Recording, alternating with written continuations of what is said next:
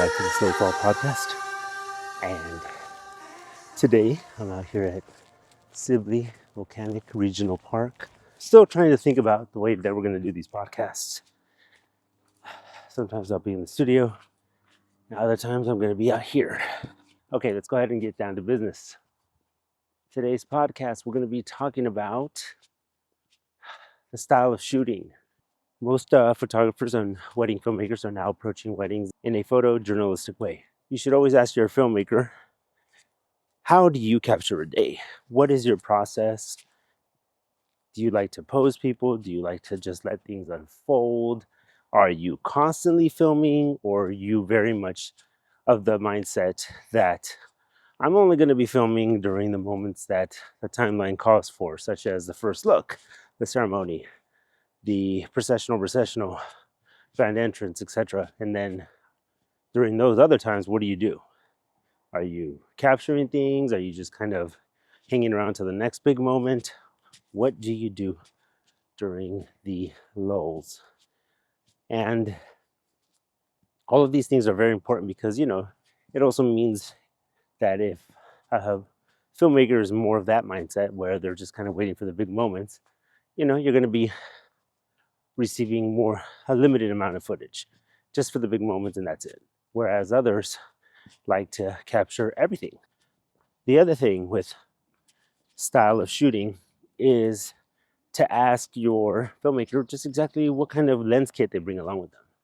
This is important because, and I'm not trying to get technical, but it's important to know the kind of lens kit that the filmmaker brings along with them, because that's also going to determine just exactly how much you're going to see your filmmaker around you all day.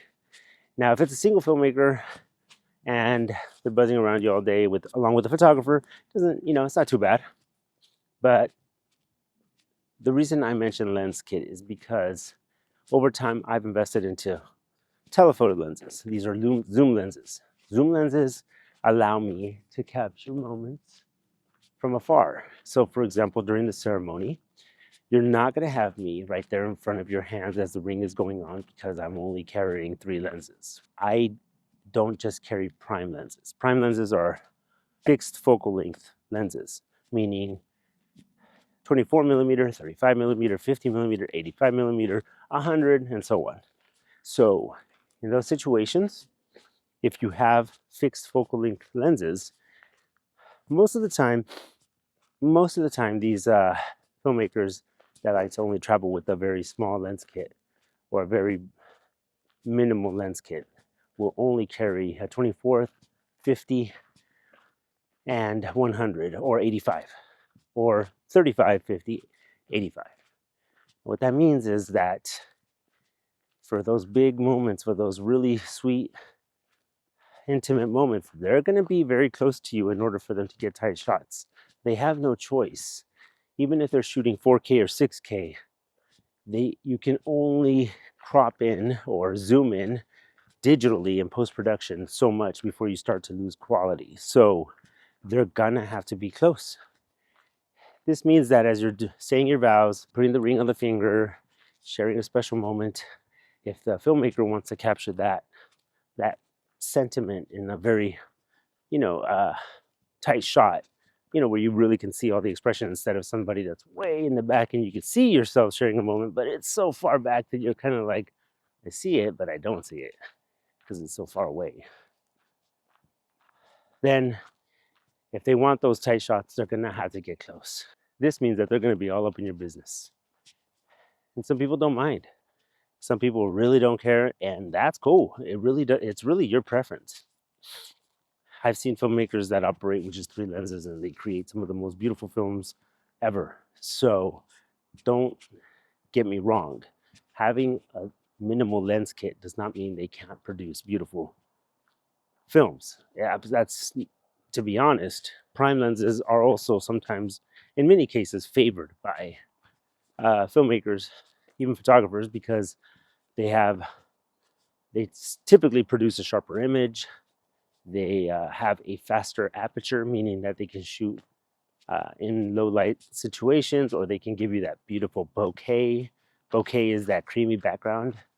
sometimes they just don't cut it. And for me personally, I don't want to be all up in your ceremony, because if I have to get close, that means in most cases I'm going to either distract or I'm going to obstruct someone's view. So if your guests are there watching this moment unfold and I need to get really close, that means during ceremony or during speeches, during some special moments where other people are watching, I'm going to get in somebody's way. And that is annoying. I'm sure many of you have been to weddings where you see people buzzing around and you don't know whether they're photographers or videographers. You will have these people, if they have a large team, they're going to be, obstructing people's view, because in a lot of cases, we have a mantra: we got to get the shot, anything for the shot. And while I agree with that, because yes, we want to capture the best thing possible, and because it's going to give you just all the feels when you get it, when you get these beautiful shots, you're going to get all those feels, and it's nice to be able to deliver that. But at the same time, it comes at a cost if you're only working with a minimal lens kit and you have to be all up in everybody's business. I've had many couples where one of them is not comfortable being on camera. And so if I'm shooting with only 3 prime lenses, and that means I have to get awfully close to get really tight shots, that means whoever that person is not going to feel that comfortable. And it does show, especially with film. With photos, you can kind of get away with it because it's one still, boom, capture that moment, and then the awkwardness might set in just shortly after. But with filmmaking, it's really difficult to capture someone feeling comfortable, but not capture the discomfort that they're also feeling. Because with filmmaking, we're typically, the rule of thumb is shooting 7 to 10 second shots. And so if someone is uncomfortable, you're going to see that discomfort because they can only hide it for so long. And even though it's seconds, I assure you, I've had many people that can put on a smile for maybe 2, 3, 4 seconds max, and then it's off. So I bring that up because if you're a close shooter, a person that gets awfully close to the couple, to everybody, it's just going to make them more uncomfortable. It's going to make them feel a little bit more self-conscious because you have this camera right in your face, like right there in front of you. And that's it. I'm behind the camera for a reason. I hate being on camera, so I can sympathize. Totally get it when one partner is not into it, or sometimes both, but they know that they want to do it because it's a special moment. You have to just accept it, do your best to get through it, and understand that this is one day out of your life, and you'll survive. But again, I hate being on camera, so I get it. I totally get people's discomfort. Telephoto lenses, zoom lenses allow many of us to just film from afar.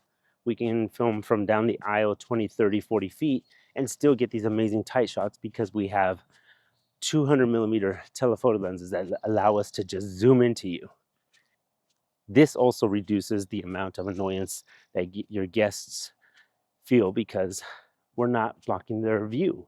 The intimacy of your wedding day is important to me. I want to preserve that as much as possible. We want to get the shot, but we want those moments to really be magical. We want them to be special. We want them to be between you and your partner. And when you have photographers and filmmakers buzzing around you and awfully close to you, well, it sort of robs you of that moment, or at least of that magic, just a little bit, kind of knocks you out of it. So that's why I'm a big advocate for telephoto lenses. They're bulkier, they're bigger, they're heavier, and they are definitely a pain to have to haul around and work with.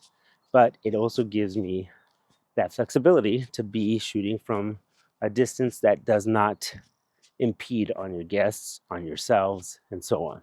So, big fan of those kind of lenses. Be sure to ask your filmmaker just what kind of lens kit that they have. What do they bring along with them? How many lenses? Do they have lenses for low light situations at night? Because sometimes, as you may have heard on my other episodes, lighting can be an issue. And if you have faster lenses, as in a 1.8 to 1.5 aperture, then that means you can shoot in low light situations a lot easier if there are moments where the light is just not available. So it's good to ask, what kind of lens kit do you have? How many do you bring along? Are they telephoto? Are you a prime shooter? Because that's gonna make your day more bearable if you're in the camp of people that don't like to be on camera.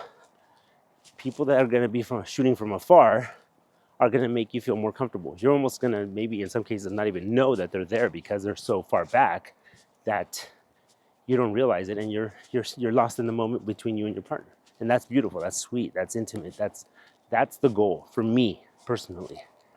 But again, it's all personal preference. I've seen people work with prime lenses, and the couple, even the guests, they don't care. It's awesome, it's fun, it's fine for them. Those kind of situations, when I see a photographer only working with prime lenses and nobody cares, nobody seems to care, then hey, I'll switch over to my prime lenses, because I always carry primes in the event that I can use them without being a nuisance. And I guess that's pretty much it for this episode. I'm here to help. If you have any questions, submit them in the comments area below. More than happy to address them, or even maybe come up with a new episode, because there are a lot of things to tackle when it comes to a wedding day. Thank you for listening. I appreciate you tuning in. All the listeners, 3, 4 that I have, I really appreciate it. Till the next episode, peace.